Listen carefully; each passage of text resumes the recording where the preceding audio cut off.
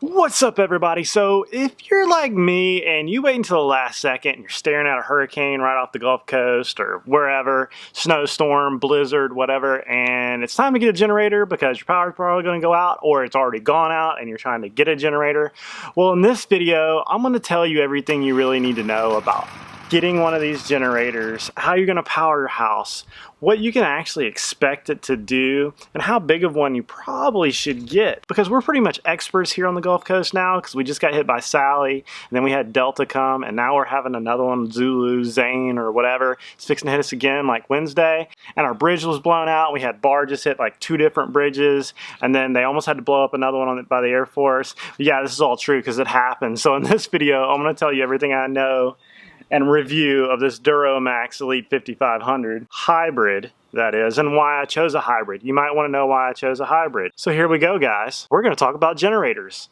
and maybe what you need to do to your house to actually make this work, because I literally just went through all this and this is a crash course, okay? This is a crash course.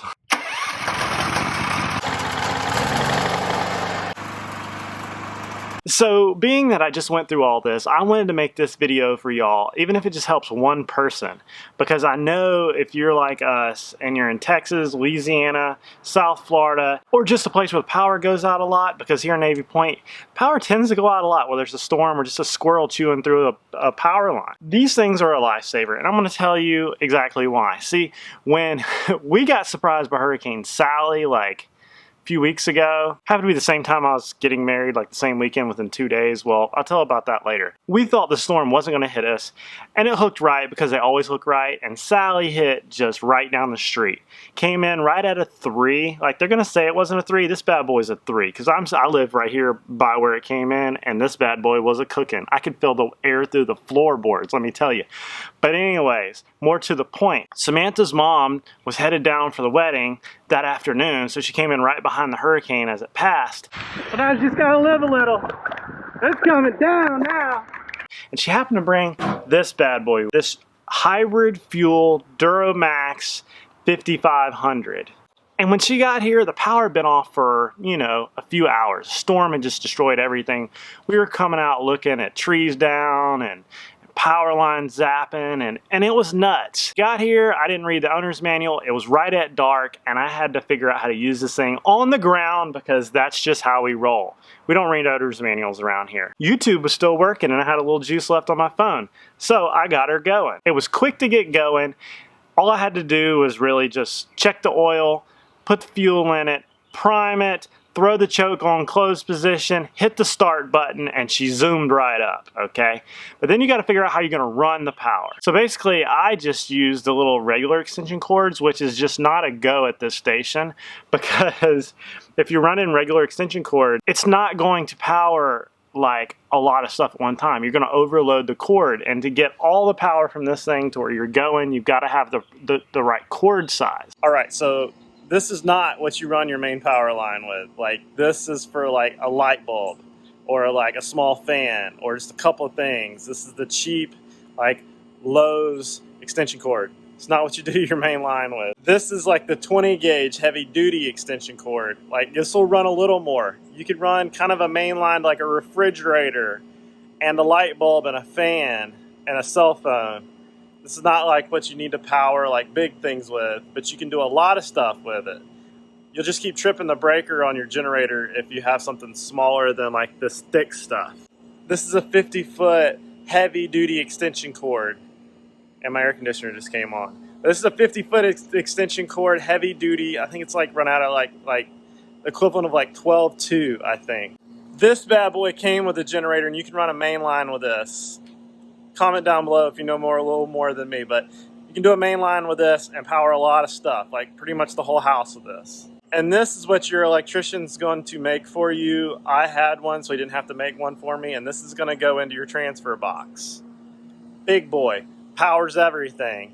It's a big piece of wire. That'll connect the generator to the house. So the first few days, I was literally just running extension cords everywhere around the house, and that made to a really cumbersome situation because, hey, you'll just be like, well, I'll just run it through the door. Well, you can't close the door. And if you've ever been in a power outage or a catastrophe event, you want to close your doors because the looters always set in. So like literally here in Navy Point, everybody was just hanging out on the corners, like packing heat because they figured people were going to come through and plunder their stuff. Because here we got what you call the nosy neighbor mafia, where everybody watches everybody's stuff, and if you come in when nobody knows who you are, odds are they're going to come and ask you because it's west side town, you know, that stuff just happens. But moving right along, you want to figure out a couple things, and here's the big things you got to know. First thing, and this is one of the most important things, but not the most important thing, but it's like one of the top things. You got to figure out your fuel system. See, these things are like the old deuce-and-a-half trucks the Army used to have, where you could run them off about anything. You can run them off diesel fuel, you can run off JP8, you can run it off gasoline, whatever, you know. Well, this bad boy will run off propane. You just hook it on this little outlet right here. Or you can run it off regular gasoline. See, if you've ever been in a hurricane, you know the gas lines are pretty horrendous, and if you didn't get it before the storm, you're probably not going to get it. So you always stock up, and I didn't stock up. Well, I filled my truck up. I had a 5-gallon can up top, but Samantha's mom brought us a little more. But Samantha didn't fill her tank up because nobody ever does that, and she only had a half tank. But having a dual fuel type thing is important because you can use these tanks here, which you're going to be powering your grill anyways, because part of hurricane parties, you got to have your tanks ready, okay? You got to be able to barbecue, you got to be able to drink beer. And having this and having one that'll run your generator and power your house along with gas gives you options, because sometimes you might have some of these laying around. You might be running low on gas and you just gotta kind of change them out. Because honestly, like 4 gallons or 5 gallons, basically one 5-gallon tank of gasoline is going to get you through the night, right? You're going to get about 8 to 10 hours. It's going to say 8 hours, but I would fill it up before I went to bed. I wake up with my coffee like late morning, it's still running, okay? And that depends on how much you're actually pulling. So the more power you're pulling into your house, the more fuel you're going to eat up. So just FYI on that. I like the dual fuel. Propane might get you a little longer is what I heard, but you're going to get about 8 hours. Number 2, and this is the thing I was talking about earlier about whether you want cords or you want to have a box hooked up on your house. I basically got a transition panel hooked up on my house because I wasn't going to call my pants down twice, all right? Jack.motley learns, okay? So I got I had an electrician come out and put a transfer case on my house to where I can now hook this up into my house, and I can run the refrigerators, I can run, you know, lights, fans, and, you know, auxiliary stuff. You're not going to be like really running a massive stove or a dryer. You're going to be running the auxiliary stuff, lights, fans, your refrigerators. And believe it or not, a refrigerator the charge it pulls fluctuates because you got to turn on and off, powering up and down. Well, so they're a little tricky sometimes with the size of generator you got to have. But this one will do most of that. This is the 5500. Word of advice, get the biggest one you can afford, because you'd rather have too much power than no power, right? Like if you can afford a big one, do it. Like our neighbor, and if you watch the vlog, I'll link the vlog right up here where we actually had to use all this stuff. The Hurricane Sally vlog. Our neighbor's got one that runs off natural gas. It runs off city gas. And when the power goes off, it just turns on. And it powers everything in his house, plus some. We had the camper hooked up and everything. But if you can afford a big one, like the Beast or whatever, get something like that. But this one, the 5500, to answer your question, will run most of your auxiliary stuff, refrigerators, some fans, charge your cell phone, and probably Wi-Fi. You know, I think it'll do like 23 amps. Whatever it says it is, subtract. Like, you're not going to get all that. And to just kind of mitigate your cords not being big enough or your transfer of power working properly, just if you live in a place where you're going to lose the power a lot, get the hookup installed on your house. Way simpler. You don't have to pull out the refrigerator. You don't have to do all kinds of weird stuff. It's just a quick, it literally took the electrician like 30 minutes to hook this thing up. And it takes your cords, plug them right in. You can wheel you just wheel your generator out there, hook it up to the house, you got power. Or you can spend the money and get an actual big house generator attached to your house, but that's expensive.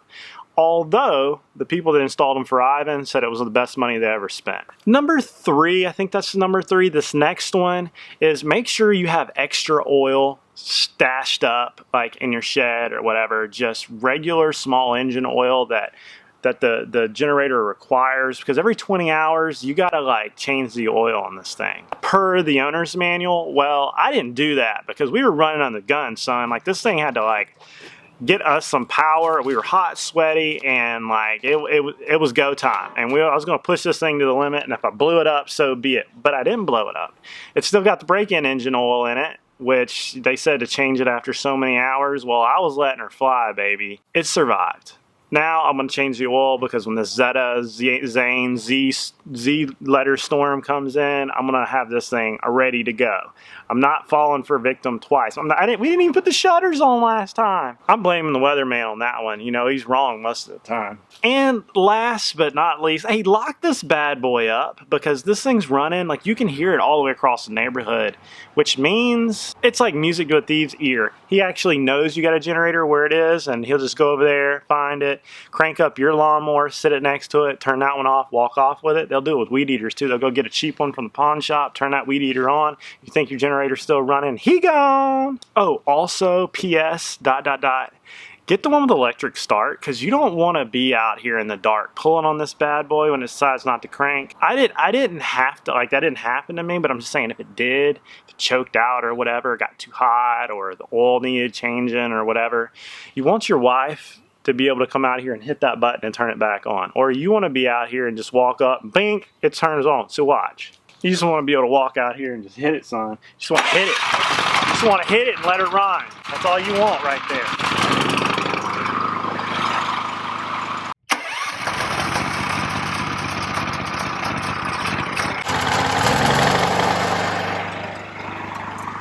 Okay, so in conclusion, keep it maintenance, change the oil, make sure your battery's charged, keep it in your shed, lock it up because it will go missing. Also, I want to add to this part that this thing will power your camper. So if the house is too hot and you can't run the air conditioner like that one right there because it's going to pull too much of your power, you can pop the pop-up camper like we did. This thing will run your camper air conditioning and like some auxiliary. FYI, that's an extra because we learned that the hard way too. Trying to document all of our wherewithal with hurricanes and electricity. Also too, like when you turn this thing on and you run it for a week, it's gonna be like scorched earth behind it. So make sure you got in a well ventilated area because it's gonna get hot. Like the grass is gonna die behind it. Just ask Craig. Hey, I wanted to add that little Generac 2000 right there, Generac 2000, not gonna power very much. You're gonna get like a skill saw. You're gonna get maybe the refrigerator for a while. It'll run the refrigerator. That's about it. And it's gonna power up and down. Get one big enough. Don't be disappointed. Don't be cheap and get one that's just not big enough. Spend the extra $200 and get a big enough one. And don't be the guy getting it at Lowe's at the last minute and you're out there trying to bribe somebody to get it in your car because you don't have a... That's what my mom did. Just like be prepared on it because stressful. And hurricanes will become a lot less problematic. I'd say at least have 4 to 5 days worth of fuel on hand, which is about 4 5-gallon, tanks. 4 to 5, because usually they'll start getting stuff on 4 to 5. Like here, the gas stations were out until about a weekend. So fill your lawnmower up. There's your 4 gallons right there. You can always siphon it out. If you got any spare cars sitting around, put gas in those too, because there's 15 gallons you can store easy there. You can always siphon it out. Have one that's dual fuel, because when you're on the battlefield, you want to be able to fuel this thing with about anything. And a hurricane is a battlefield, okay? There's a lot of stuff going on. It's a really stressful moment, okay? Have plenty of beer in your refrigerator that's being powered by the generator. And if you got those things, hurricanes and catastrophes are a lot less problematic. You stay in one spot, don't go anywhere, because it's chaos out there, okay? People are shooting each other over water bottles. Try getting a water bottle at Walmart prior to, or peanut butter and jelly. And milk, I still don't understand that one. Who buys milk in a storm? Gotta keep it in a refrigerator. Peanut butter and jellies, okay? And tuna. Always put tuna in your grenade pouches. See you guys later. Don't forget to like and subscribe. Comment down below if you got one of these and what size. That way we can all learn from each other. Because I think I'm going to get the beast next if this one kicks the bucket. But until this one kicks the bucket, I'm not going to. I think that's enough. I'll see you guys later.